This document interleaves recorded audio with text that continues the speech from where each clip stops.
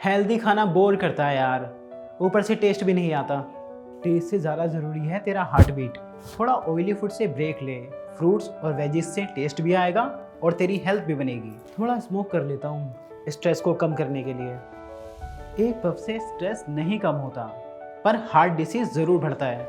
Smoke छोड़, अपनी जान बचा। वीकेंड पे थोड़ा अल्कोहल ड्रिंक कर लेता हूँ। प्रॉब्लम क्या है, वीकेंड वाली ड्रिंक भी ना साइलेंट किलर होती है। लिमिट कर या क्विट कर। थोड़ा वेट बढ़ गया है, नॉर्मल है। वेट ठीक नहीं, रिस्क लेवल बढ़ रहा है। अभी कंट्रोल कर, कल नहीं। हेल्थ चेकअप, यंग हूँ, ज़रूरत नहीं है।